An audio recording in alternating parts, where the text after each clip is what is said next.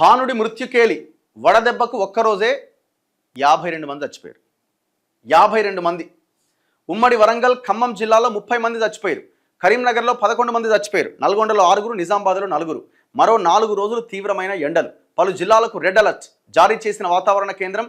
ఋతుపవనాలు మరికొన్ని రోజులు ఆలస్యం అవుతాయట.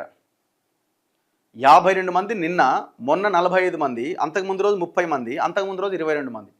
దాదాపుగా ఈ వారం రోజుల వ్యవధిలో 200 మంది వరకు చనిపోయారట. అఫీషియల్ రికార్డ్ చెప్తున్నాయి.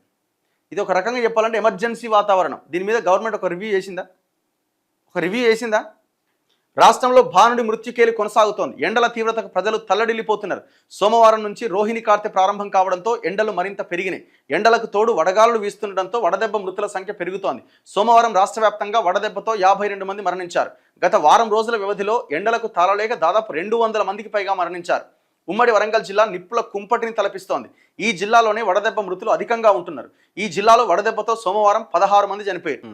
ఉమ్మడి నల్గొండ జిల్లాలో 6 చనిపోయారు. ఉమ్మడి ఖమ్మం జిల్లాలో 14 మంది చనిపోయారు. ఉమ్మడి కరీంనగర్ జిల్లాలో వడదెబ్బతో సోమవారం 11 మంది చనిపోయారు. నిజామాబాద్లో 4, సిద్దిపేటలో 1 వ్యక్తి చనిపోయాడు. అయితే రాష్ట్రంలో సోమవారం అనేక చోట్ల గరిష్ట ఉష్ణోగ్రతలు 45 నుంచి 46 డిగ్రీల సెంటీగ్రేడ్ వరకు నమోదైనాయి. జగిత్యాల జిల్లా ధర్మపురి మండలం నేరెళ్లలో 46.4 డిగ్రీల గరిష్ట ఉష్ణోగ్రత నమోదైంది. ఉమ్మడి నల్గొండ, వరంగల్ జిల్లాల్లో అంతటా 43 డిగ్రీలకు పైగా ఉష్ణోగ్రతలు నమోదైనాయి. హైదరాబాద్ చాంద్రాయణగుట్టలో సోమవారం 42.5 డిగ్రీల గరిష్ట ఉష్ణోగ్రత రికార్డైంది. మరో 4 రోజుల పాటు ఎండలు తీవ్రంగా ఉంటాయని హైదరాబాద్ వాతావరణ విభాగం తెలిపింది. భూపాలపల్లి, ములుగు, భద్రాద్రి, ఖమ్మం జిల్లాలకు రెడ్ అలర్ట్ జారీ చేసింది. భూపాలపల్లి, ములుగు, భద్రాద్రి అండ్ ఖమ్మం జిల్లాలు, ఈ జిల్లాల ప్రజలు అప్రమత్తంగా జాగ్రత్తగా ఉండాలన్నట.